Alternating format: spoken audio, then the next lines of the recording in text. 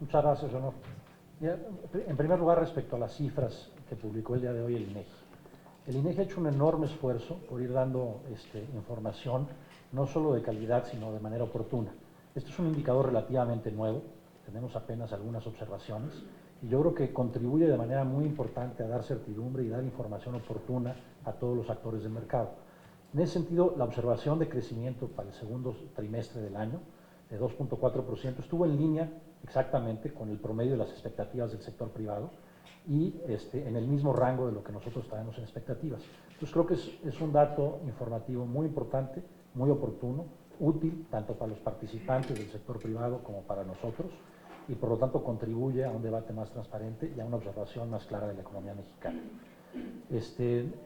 Respecto al tema de la credibilidad frente a los mercados, yo creo que hay que ponerlo en contexto. Mencionaba en la presentación precisamente la ratificación de la calificación por parte de Fitch. Es una ratificación de la calificación que ha alcanzado México y además una perspectiva estable, que además es consistente con lo que hemos visto, con parte de lo que informé el día de hoy, que es el acceso que México tiene a los mercados, en el caso de la última colocación, con la cual ya acabamos todo el programa de fondeo externo para este año, que se da a niveles mínimos de precio. Esto se da precisamente por la credibilidad y la confianza que se tiene en la economía mexicana y en las finanzas públicas. Respecto al detalle de los recortes, le pediría a Isaac que abundara sobre los mismos. Leonor, muchas gracias por todas tus preguntas.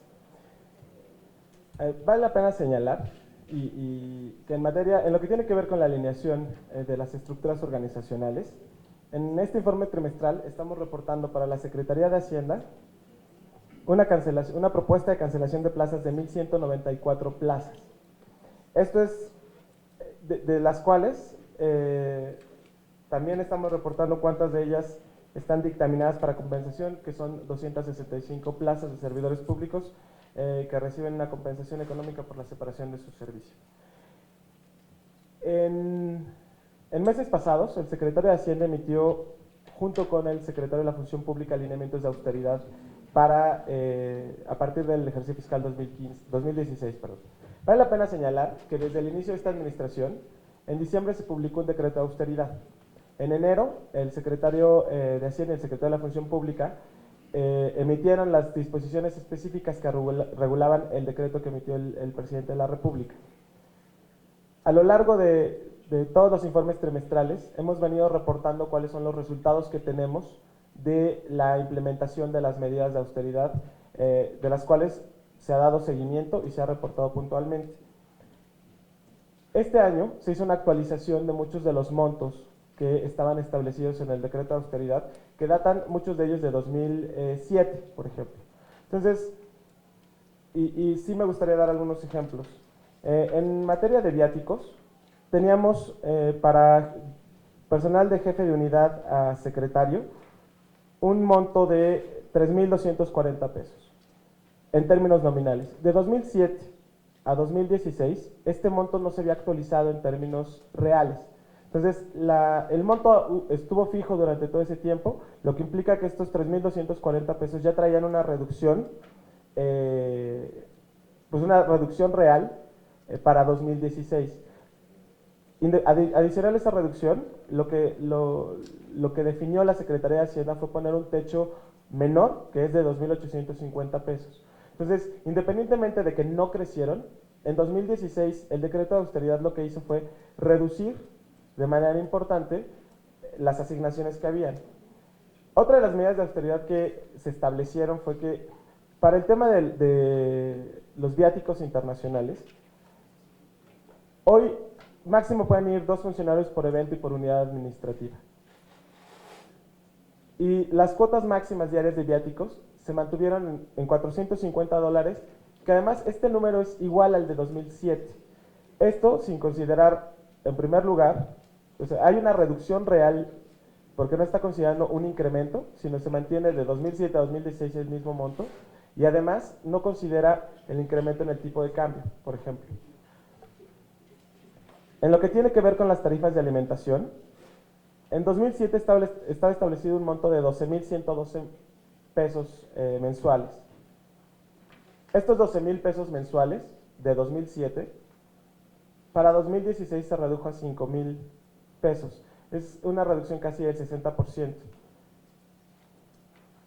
Y en lo que tiene que ver con la telefonía celular, por ejemplo, se redujeron en 40% todas las tarifas que estaban establecidas previos al inicio de esta administración. Esos fueron los cambios más importantes que se realizaron en materia de en medidas de austeridad, que tiene que ver con los montos específicos que tenían asignados los servidores públicos, que no tan solo no se incrementaron al inicio de esta administración, ni se incrementaron en 2016, que incluye la reducción en términos reales y que además se hace una reducción nominal a las tarifas que estaban establecidas. Ahí voy ya contesté lo de las plazas canceladas, de si están viajando menos y el tema de la austeridad. Ahora, cuando se presenta el paquete económico 2016, vale la pena mencionar que hay una reducción importante en el gasto de operación, así como presentamos una reducción de 7.300 millones en materia de servicios personales para los ramos administrativos, es decir, para las dependencias del gobierno federal. También había una reducción importante en el presupuesto en lo que tiene que ver con gastos de operación, que asciende alrededor de 32.000 millones. Esto ya está internalizado en el ejercicio de este presupuesto, este presupuesto. Entonces, adicional a ello, la otra pregunta que traían es cuál fue el recorte de 2015. El recorte reportado en 2015 fue de 124.000 millones de pesos, de los cuales los ramos administrativos tuvieron una reducción de casi 51.000 millones, el ISSSTE 1.5 miles de millones de pesos, Pemex 62.000 millones y CFE 10.000. En lo que tiene que ver con el presente ejercicio fiscal, el 19 de febrero se hizo un anuncio donde se hizo un ajuste al gasto por 132.000 millones de pesos,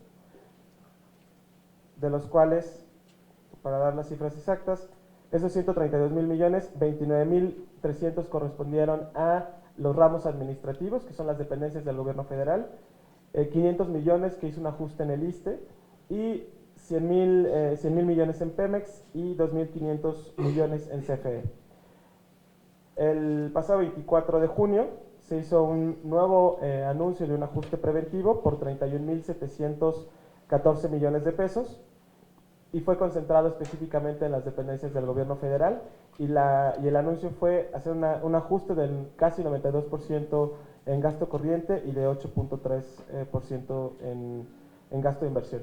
Esta información que estoy proporcionando se encuentra hoy acumulada además en el informe trimestral donde se puede ver el ajuste global que asciende a 164.000 millones durante el presente ejercicio fiscal, que efectivamente está en línea con el techo tal cual de finanzas públicas que tenemos hoy, acorde para poder cumplir con los requerimientos financieros del sector público. Entonces, o sea que usted asegura que la Secretaría de Hacienda está poniendo el ejemplo en el gobierno federal de no contratar más personal, de reducir su planta, de reducir viajes, viáticos. O sea, ¿usted asegura que Hacienda lo está haciendo? Lo que puedo asegurar es que la instrucción del secretario de Hacienda, en la Secretaría de Hacienda, es cumplir cabalmente con cada uno de los elementos de austeridad que están presentes en el decreto y que además reportemos esa información, seamos transparentes con toda la información que genera la Secretaría de Hacienda. Hoy tenemos la página de transparencia presupuestaria que, debo decirlo, es un elemento y es una herramienta que le permite a los ciudadanos tener información de cómo está ejerciendo el presupuesto la Secretaría de Hacienda. Y podemos encontrar, adicional a los informes trimestrales, podemos encontrar información de la cuenta pública. Tenemos hoy disponible en datos abiertos la mayor cantidad de datos posibles. Hemos trabajado en la Secretaría de Hacienda de todas las subsecretarías, las 3 subsecretarías que dependen del secretario, para poder integrar y homologar la información y poderla presentar a los ciudadanos. Se han generado documentos ciudadanos, como es el presupuesto ciudadano, la cuenta pública ciudadana. Tenemos información disponible de los recursos que se transfieren a las entidades federativas de una forma interactiva donde se puede identificar cada uno de los proyectos donde se están ejerciendo. Entonces, el compromiso que tiene la Secretaría de Hacienda con la transparencia y con la rendición de cuentas tenemos la evidencia del trabajo que se está realizando. Y efectivamente es el primero en seguir las reglas que se establecen, es el secretario de Hacienda, por supuesto, y la secretaría que está a su cargo. Muchas gracias. Gracias, Isaac. Déjame complementar con algunos datos que creo que son relevantes. Ya los había mencionado Leonor, pero precisamente el gasto programable, que es sobre el que se tiene control, tiene una disminución de 2.8% real. Esto está acomodando presiones de gasto no programable que la estamos mencionando. Por ejemplo, al haber una muy buena recaudación, se incrementan las participaciones para las entidades federativas. Las transferencias y participaciones y aportaciones están subiendo 1.8% real. Entonces, si nos vemos en los datos donde se puede controlar el gasto, vemos una disminución muy clara en el gasto de operación, por ejemplo, que disminuyó 3% con respecto al primer semestre de 2016. También señalé durante mi resumen inicial, por ejemplo, operaciones extraordinarias que ayudan a interpretar los datos globales del gasto.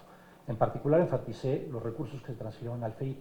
Es un monto muy importante, son 70,000 millones de pesos, pero es que se recibió un ingreso extraordinario y tiene un mandato de ley para utilizarlo. Sí se gasta en el sentido que se ejerce y se registra como un gasto, pero se fue a depositar al Fondo de Estabilización de los Ingresos Presupuestales. Entonces, de repente, si ves la cifra agregada, pues ves un incremento importante, tiene su propia fuente y de hecho están ahorrados los recursos.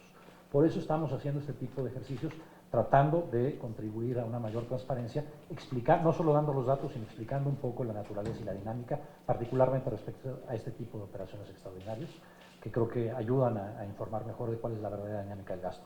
Pero de nuevo, para resumirlo, el gasto programable disminuyó 2.8% en este periodo. Siguiente pregunta, por favor. Miguel Ramírez, de Impuesto. Buenas tardes. Me gustaría saber